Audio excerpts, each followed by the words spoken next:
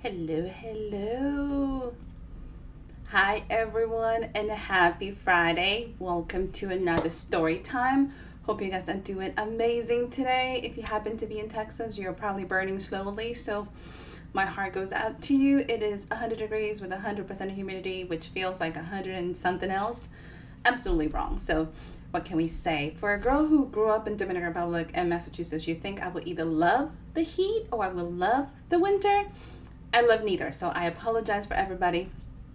I'm a 70 to 75 degree kind of girl, and life is perfect that way. So anything more than that, I'm dying. So what can I say? So welcome for everybody. I'm DC, and we're going to be doing a live book reading. So if you haven't joined us before, remember that I'm going to be giving you some insight into the book, some of the things that I thought about when I was writing it, some of the things that came to mind. So you get a little bit of the insight, a little bit of the storytelling. If it drives you a little bit insane, remember I'm going to post some clips so you can kind of fast forward tomorrow and kind of get some insights into that. So my goal is to kind of give you insight into my world, what I write, how I write, and all that fun into it. We're going to be doing today The Traitor. And I have been talking a lot about this book, which I'm super excited. This is book 2 in the Orders of Assassins, and it's literally urban fantasy. So if you like urban fantasy, I do lots of urban fantasies and I write quirky. So you're going to realize that I have lots of quirky characters with sassy attitude, sarcastic, the whole 9 yards, and a lot of humor. I write tons and tons of dark humor, so this is something you're going to see in this book. So, and it's also my last book. So this book came out last year, but the paperbacks just came out a couple weeks ago. So I'm doing a little celebration for this. So for anybody who enjoys live book reading, join me along. Disclaimer for the day. Remember, I am not an audio narrator. I'm a writer. So if you hear me stumbling, be kind to me. And if you're going, ooh, why is she nervous? Because I'm doing a live book reading. So I am on TikTok right now, YouTube, as well as Facebook. So here's the reality. If you have questions, I'm going to be looking at all these little monitors so I can answer some questions. So say hi, tell me how you guys are doing, where you guys are coming from, and hopefully you guys are doing the meet. As you can tell, I'm officially already melting to death. So I apologize. I'm like, ooh, it's going to be one of those nights. It doesn't also help that I'm probably added more vodka than I can possibly should admit. So let's discuss. Salute to everyone. It's Friday night. Grab your favorite drink. So today, one of the things I decided to do, thanks to the amazing Miss Jamie, who is my TikTok buddy, decided to have a drink that matched the theme. So for The Traitor, Eric's drink happens to be whiskey. I am not a whiskey kind of girl, but the book is going to be taking primarily place in Salem. So my boy Maloon, Brad, this one's for you. This is literally a passion fruit and vodka. It is Tito's vodka, so out of Austin, so it's still bringing Texas back. So salute to everyone, so I'm going to be sipping on that. I thought I made it fairly light, but who knows how much vodka it has in this glass. I am definitely a passion fruit fanatic. So I figured this will bring us all together. A little bit of Texas, a little bit of Salem in there. And to Brad, thank you, sweetie, because he introduced me to this. If you like sweet drinks, this is the drink for you. So the vodka is pretty sweet and it's pretty light. So it's smooth, kind of easy. Just be light on that because I can realize I probably added more than I should have. So what can we say? We're going to start with The Recruiter. See, now I'm going old. The Traitor, Recruiter is book 1. So let's go with that part. Last week I said we were going to talk about the new book, which is The Traitor. The Hitman is book 1 in the series. The Recruiters is a whole different book, so I apologize, guys. So The Traitor is book 2. Book 1 is The Hitman. It's a novella. And we left our group, so this is urban fantasy, but it's actually in the third person. So for everybody who hates first person urban fantasy, this is a little different. So I'm saying hi. Hello, sweetie. How are you? So jump in, say hi, tell me how you guys are doing before we get started.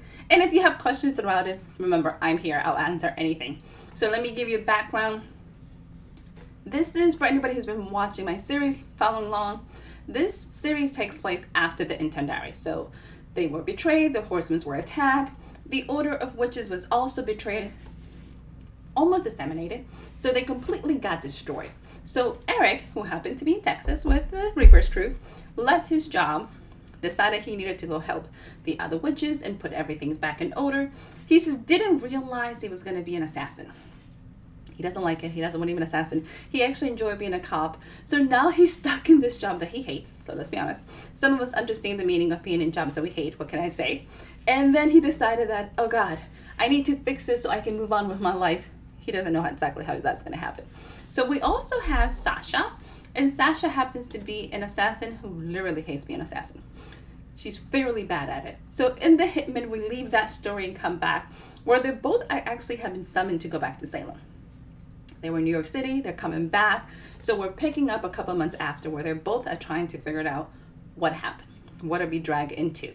So I'm going to bring you back into the story. I'm going to read probably chapter 1. Let's see how far we get. And we might try to do chapter 2. Maybe. If not, we'll pick up chapter 2 next week. We'll see how that goes. So here's the fun part about it.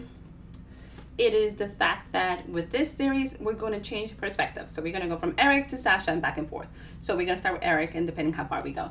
So I'm watching in the chat. Ooh, Angel finally got AC. Sending you blessings because I don't know how everybody's handling. I ran into a couple of people as well. So you can tell. And my AC is blasting. Unfortunately, I have several lights going on at the same time. So I'm like, I should have thought about this a little more. So if everybody get comfortable, grab a drink, enjoy, salut. Let's celebrate, enjoy this Friday, and see what we can do. And hopefully I get to cool off a little. Because, oh my God, let's see what we have. So chapter 1, this is the Traitor. The Order of Assassin is our favorite little witch who happens to get himself in trouble. So I'm going to introduce the scene. Let's go through it. And then I'm going to give you the reason why I wrote the scene and why I have so much fun. So bear with me, everyone. Chapter 1. December in Maine. The tires of the BMW SUV crunched through the slush. It was a typical freezing December afternoon in the middle of Maine. The snow and ice should have covered everything by now. Instead, water ran down the streets as the inferno radiating from the Keys residence warmed the block. The outline of the old Victorian mansion was still visible through the flames, but every minute the fire raged, it was harder to distinguish. Eric stepped out of the BMW as the chimney caved in. Damn, 5 days before Christmas? Hopefully, nobody's expecting Santa Claus to deliver it to that mess. Eric shook his head and wiped away the morbid thoughts, examining his surroundings with his trained law enforcement background.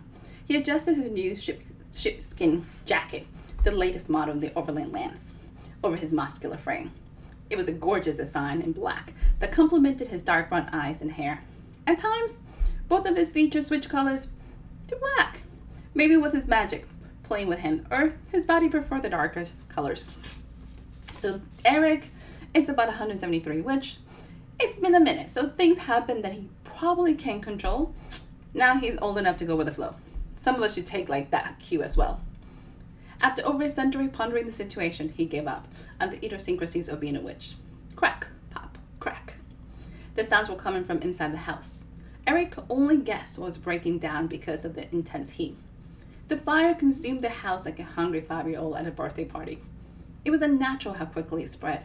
Opening up his senses, he felt the lingering of the spell that set the house in flames. That makes more sense, Eric told himself. Now, how to investigate the scene. Eric strolled through the first responders when an older lady grabbed his sleeve. Eric stopped abruptly, ready to tackle the intruder. The cataract-riddled eyes focused on his face made him stop. You don't want to do that, sweetie, the older lady said. Excuse me? Eric took her hand away from his sleeve, but the older lady just took hold of his hand, holding tighter than Eric believed possible for her age. She leaned closer to him. People around here don't like your kind, she whispered. If you march over there demanding answers, it will not be good for you. You don't need the extra attention. My kind? What does that mean? What makes you think I was going to demand anything? The older lady chuckled. Oh dear, you have the look of a man who doesn't know the meaning of the word no. Handsome and reckless. If you don't know what you are, you're more in trouble than I can help you. Trust me, ma'am. I'm very familiar with no. It is a distant relative. Eric tried to pull his hand away, but she held him tighter. Don't be cocky, boy, she ordered him. Your kind is not wanted around here. Keep your mouth shut and listen. Before Eric could argue, she dropped his hand and took off. She moved with a speed not normally seen in people her age. For a slight moment, Eric had the desire to open his third eyes to analyze her. She felt and smelled human. What if she wasn't? The thing the third eye showed were not for the faint of heart. He had to admit he didn't care that much about the woman to risk it. The things the third eye showed to the supernatural community could traumatize even the bravest of soul. He had strict rules about avoiding crazy warnings and prophecies. So a little bit about my magical environment. It is a belief that it is urban fantasy, so it's taking place within the natural world that we currently are. But humans don't know magic exists. So you still have the whole supernatural beings as well as humans living together. And it's kind of finding that balance between the two. So with the third eye, literally, if you believe in chakras, it is up here. It is the place that will let you see to the other side. The only problem is you get to see everything on the other side. So that's kind of where he's very much cautious that this could end up bad for me. So this is what he's talking to himself. So now that he decided, I don't care that much to get myself into that trouble. So here we go. Glancing back to the escalating bonfire, he watched as his bystanders in the neighborhood gather around the spectacle. Tucking his hands in his pocket, Eric strolled in the direction of the people instead of the emergency services vehicle. He smiled at the people he passed and moved closer to the larger group. Poor Mary, an older woman with gray and purple streaks said. You know she's rolling in her grave right now. Carefully watching the woman, Eric concluded the color selection was an accident, not a fashion trend. How can one poor family have this much bad luck? Her companion with similar gray hair replied. Have they found out who killed them? Eric adjusted his senses and opened his magic to the heat to hear better. My money's on that worthless of their son, the first gray hair replied. He killed off his parents and then set the house on fire for the insurance money. Such a horrible thing, her friend added. I knew that kid was troubled the money he ran away. Mary should have left him alone. Poor thing. Eric just shook his head and kept on walking. This small town was brutal in their judgment. If anyone was responsible for the fire, it wasn't Johnny. The remains of his severe head were still sitting in his lap in New York City. The body was in a dozen of pieces after the car explosion. At least the head was fairly intact. So that's totally spoiler. I am so sorry. So everybody who hasn't read The Hitman, little spoiler alert, this is kind of how it's going to end. So question, what am I reading? I am doing book 2, The Traitor. This is my second book in the Oldest Assassin series. It's urban fantasy, kind of giving you guys a glimpse into it. I'm still in chapter 1. So just in case, kind of sorry, totally should have given you guys a warning. Book 2 is going to give you a little spoiler alerts of what happened to it. So it is so much fun. So yes, so here we are. Eric's ears dropping because it's probably safer than asking questions. And this town is brutal. Let's just be honest about this. Granted, I think most small towns can be brutal, so be aware. So he is seriously just trying to be like, what just happened here? So as he's walking around, remember, poor Johnny literally is in pieces in New York City. So he didn't set the fire. At least he's safe with that. So here we go. Where are we? Okay. So the body was in a dozen of pieces after the car explosion. At least the head was fairly intact. The murder of his parents was a different story. Eric had driven to Maine to get answers from the couple, not to find them gone and their home destroyed. Cautiously, he maneuvered his way around the group, listening to the bits of conversation from the crowd. Some blamed vandalisms, others blamed the lack of police support in the communities after the death of the sheriff. Mysterious deaths were a pattern in Maine. The police tape was only a few feet away. The first responders were switching out the fight to fight the flames that wouldn't go down. If the fire spreads, we will lose the whole neighborhood, a tall firefighter told his peers. This could take out the city if we're not careful. Another replied, putting on his fire suit. The flames are not normal, Blue-Eyed announced. I have seen nothing like this. Nothing we do is stopping the flames. It's like they're possessed. Turning his attention to the fire, Eric inhaled. The spell surrounding the fire was dissipating. Unless the culprit added more magic to the mess, the fire will die down shortly, as long as the fire department kept up their efforts. This was another waste of my time. Eric strolled back to his car, leaving the spectators to enjoy the show. The warning from the old lady still playing on his thought. Attracting unnecessary attention was dangerous.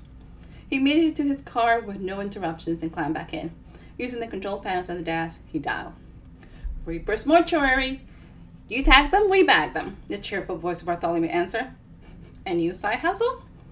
Eric asked. I heard this slogan and was dying to try it. Bartholomew laughed at his terrible pun. You're having too much fun over there. Eric drove slowly down the road and out of a small town. Life is short. You might as well, Bartholomew told him. You are immortal, Bartholomew, remember? So, quick, short break, remember. This is still part of my Reapers universe, so the guys from my intern diaries do tend to make an appearance. So it's giving you the whole entire universe all together. So Bartholomew's, for everybody who's a Bart fan, he's back and probably causing more trouble than he should for a newly made Reaper. So hey, and you know I love me some Bart because he's just adorable. So Bart is doing his best. So Derek is joining us. Hi Derek. Thank you so much. Okay, so let's keep going. Eric didn't need to remind Des Ward, the newly made Reaper, what he was. It amused him that Bartholomew still believed he was human. More interesting was how much Bart embraced humanity after they cut his life short, and death made him a Reaper. His joy was contagious. It's still short, my friend, Bartholomew was not giving up. You will never know what's coming your way in this mad world, but I'm sure you're not calling Chess to say hi. What's your crisis, my friend? No crisis. Eric followed the signs to I-95. Remember our dear Johnny Keith and his family in Maine? Your decapitated head that wasn't the traitor, Raphael? Eric could hear typing from Bartholomew's side of the phone. The boy was never too far from a computer. That one. Did you find the parents? Bartholomew was fainter. Found a house on fire and the parents were supposedly dead, Eric informed him. Ouch! Bartholomew's voice was back to normal decibel. You don't think Raphael set his own house on fire and faked his death? I don't know what I think, Eric admitted. Raphael Biscosman is from Louisiana, not Maine. I've never heard of this Johnny or his family. Can you run another check to see what else you can find about these people?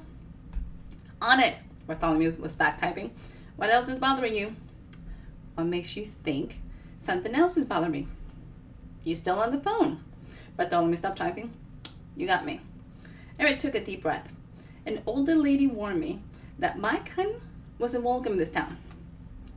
What kind? Witches, of course. Eric frowned at the screen even though he knew Bartholomew couldn't see him. What else would she be talking about? I'm pretty sure tall white males are not being run out of Maine. Come on now.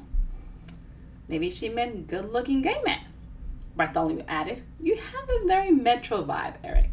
On a normal day, you pass for a member of either team. I'm just saying. Thanks, Bartholomew. Not helping. Eric took a quick look in his rearview mirror and had to smile. He had perfectly shaped eyebrows.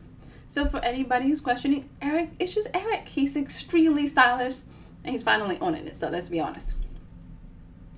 How would she know you were a witch? Bartholomew continued with his inquiries.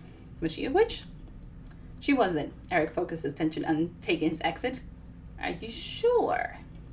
She felt human when I touched her. Eric remembered his interaction with the stranger. Besides her words, nothing else was off about her. Why are you touching weird woman? Bartholomew was tapping on his head. On second thought, I don't want to know. Let me see if I can find anything strange from your site. You're in King's country. All the crazy things happening in Maine. Thanks for the warning. Eric and Bartholomew have both been binging Stephen King books for the last 18 months. Anytime a reference to the master could be dropped, they did. So I am a huge Stephen King fan, so let's be honest, why not? And like, come on, I got to put the boys in Maine. You have to mention the King. Bizarre things, murders happening in Maine. Why not? So, Mr. King, you are my hero, so why not? So back to our story.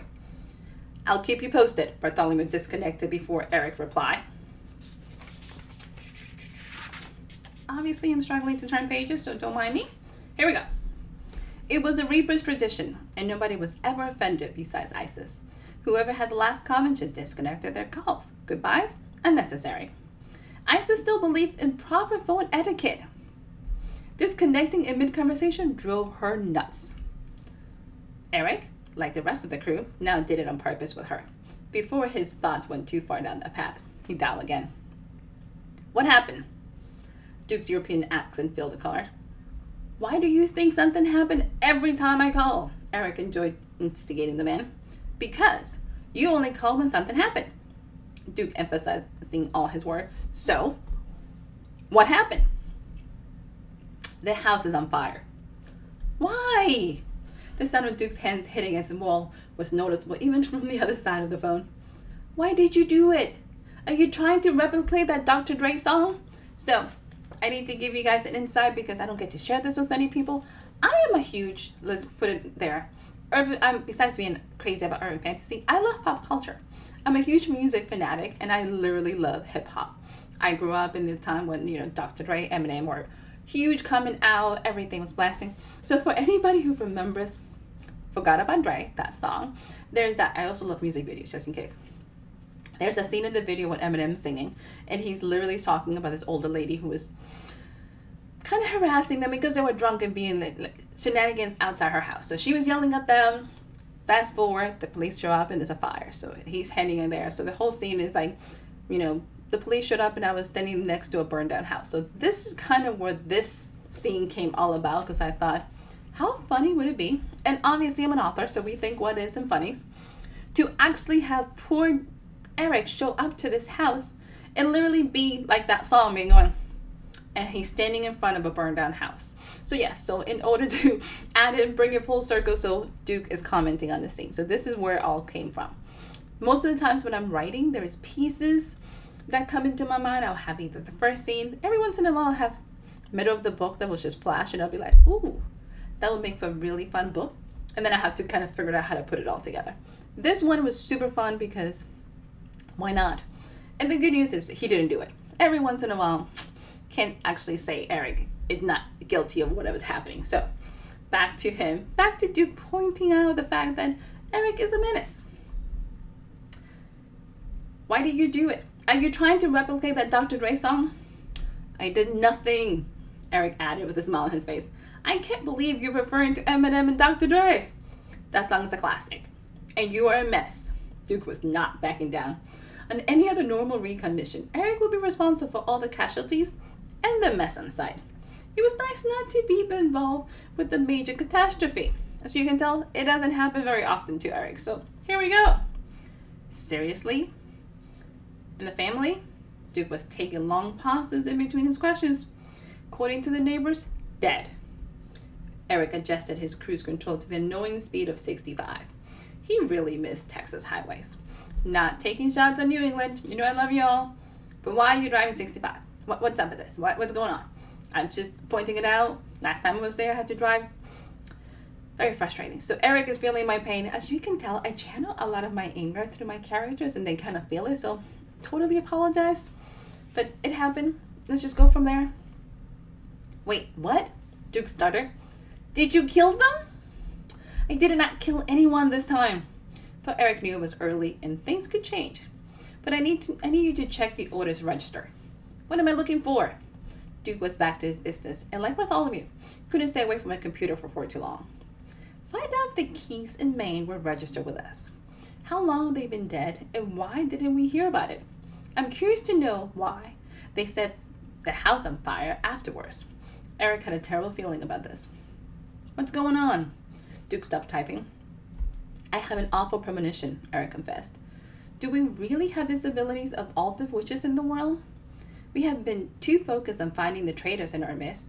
What if we missed the bigger picture?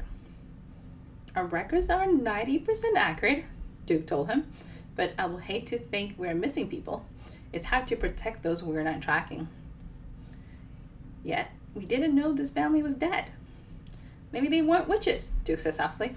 That will make me feel better. Eric stretched his neck and settled in the car.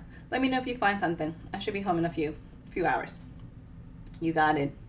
Eric disconnected and gave his full attention to the road. He hated being back in New England. There was always too many expectations that he was around too many witches. Being a member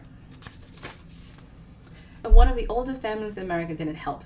Eventually, he would need to take a trip to see his mother, something he was hoping to avoid as much as possible. If the head of the order, Virginia Black, was a force to be reckoned, his own family was a hurricane that could not be controlled. He will worry about that when the time came, and hopefully that was never.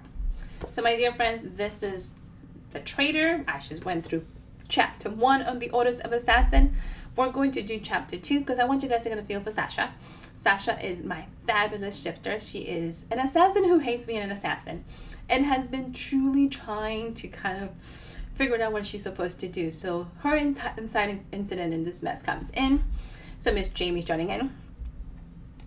So yes, so question from Jamie, is he trying to avoid his mother? Yes, Eric is trying to avoid his mother. For a really badass witch with superpower and everything else, he's still a witch. So let me just put it out there. I don't know why Eric has mommy issues, but Eric has mommy issues. So here's the fun part. You don't get to meet his mother in book 2. You will in book 3. So it should be super fun to say, how many issues do you have and why are you having mommy issues? And how powerful is his mother? So we're talking all about witches.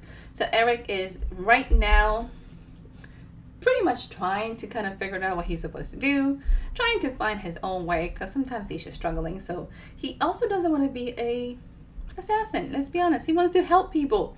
He just happens to be very good at what he does. So hopefully we're going to figure it out. So chapter 2, you meet the fabulous Miss Sasha. And Sasha is amazing because she finally thinks she has her life figured out and things are going her way. And she doesn't have to be an assassin until all hell breaks loose. So if you guys have any questions, I can't wait. So Miss Jamie says, I love powerful parents figures in books. They mess your main characters up in the most fun way. Powerful characters, especially parents who are amazing, tends to add a different level because you always have the conflict between the parents and the child. Like they want to impress the parents. They want to, show them that they're all grown. And at the same time, they're just not getting their things together. So you're going, Eric is having this moment and it's kind of fun. While I am literally a plotter, so my books get very plotting, my characters' backgrounds do not. So here's the interesting part. A lot of the things with Eric I didn't know. Most people can kind of be like, really? I have no idea. Nor did I realize he was having mommy issues. So this is kind of a fun idea of what's going on. Ooh, I forgot to tell it. So Jamie's joining us. So for everybody who's joining us, what am I have for the drinks for today? Eric is actually a whiskey drinker. I am not. It just happens to be. So I have a passion fruit and vodka. Absolutely delicious. You can also skip the vodka and just have the passion fruit, which is still great. And I don't know if you want to just do the vodka. I guess you could. That would be kind of strong. So I'm having Tito's vodka with passion fruit, which is delicious. So, I love the part that you have. I don't plot out my character's background, which is always very interesting. My books are very, very plotted. I know my outlines. I know where I want to take them. The things that always throws me off is who my characters are because they come into the page and things like in terms of knowing that Eric was like 173. I had no idea. I had no idea that Eric had a crush on Isis. I had no idea that I knew Eric had issues. I didn't realize that Eric played up to his issues, that he made the whole issues even bigger just to avoid showing himself being vulnerable. So it's kind of fun. So I get to find out a lot more about my characters as we go, since I have no idea. So Jamie goes, Jamie does not outline. I think that's amazing. I have to outline or else my life goes into complete, what am I doing? The only book I can say I didn't outline a lot was probably Constantine. But let's be honest, Constantine is Constantine. There's nothing we can do. Even his bookmarks are sassy. Look at this, guys. Seriously? Even his bookmarks. I was like, why can't you just be like a sweet little cat? Then again, does anybody have a sweet little cat? If you do, introduce him to me because I'm making no eye contact with my cat before he means mean to me. So, yeah. So much sass, so much mess. It happens. So, my dear friends, it is still 93 degrees here in Texas. I think I finally stopped melting to death. I am sending you tons and tons of love. Ooh. I have a couple questions I'm going to try to answer. Derek wants some bookmarks. Let me know because I'm going to send you some. Derek, you need some bookmarks in your life. Am I outlining my short story? I am. I even outline short stories. I don't know how people do it. So I'm going to be doing so let me give you guys a plug for everybody watching.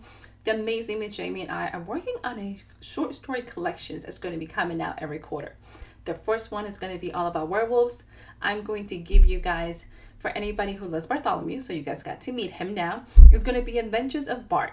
So every story he's going to lead you in. And first one, I think I'm going to do a very Indiana Jones kind of take because it's in the theaters and I'm a crazy Indiana Jones fanatic. So we're going to have a kind of adventures with Bart as he tries to get into den of werewolves and try to discover a special artifact. Here's a fact. Obviously, I'm going to be doing some outlining to figure out what is he stealing and why. So that should be interesting, especially because he has a lot of power. So what is it that we're going to work, and why is Bart going to be doing this madness? So join me. I'll give you guys some updates. This story is going to come out in October. So this collection is going to be super fun. We're going to have about 10. Oh, should be absolutely amazing. So anybody, we still have an opportunity to honestly sign up. We still have spaces available. We're taking submissions. It's going to be an amazing project. If this one's too short, we're going to be doing, let's see, December, we're going to do Christmas villains.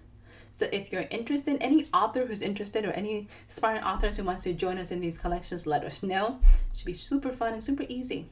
Short stories, 8 to 12,000 words, let us know. Oh my God. So Jamie says he should be stealing tamales. I have an obsession with tamales and I keep putting them up in a lot of my books. So that actually, I should be, can I make some gold tamales? What do you guys think?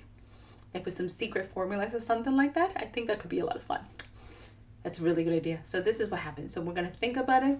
If I figured out what his inciting object is going to be. So any Bart and Constantine fans, this story is going to be for you guys. So you guys should have a blast. So in the meantime, I'm taking off. So here's a part. We're either going to do chapter 2. Oh, I might read you from my recruiter. I'm going to introduce you to Elisha. So my recruiter series is a post-apocalyptic with urban, with magic that happens to be really funny. I know most post-apocalyptic dystopian wars are not funny. This one's hysterical, so I might do that. We might switch it up next week and give you something a little different to think about it. It also takes place in Texarkana, so hey, let's see what we do about that. So my friends, let me know how you guys are doing. Send me some messages. Let me know how everybody. Hopefully you guys are. Please stay safe.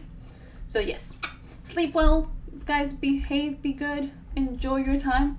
If you guys are going out this weekend, by the way, happy 4th of July for everybody in the States. Have an amazing time. Stay safe. Be careful. I know 4th of July is on Tuesday. Everybody's celebrating early. If you are anywhere in this crazy heat, drink lots of water. Stay hydrated. And I'll see you guys next Friday. Bye, everyone. I'm going to see if we can pull this off. Bye.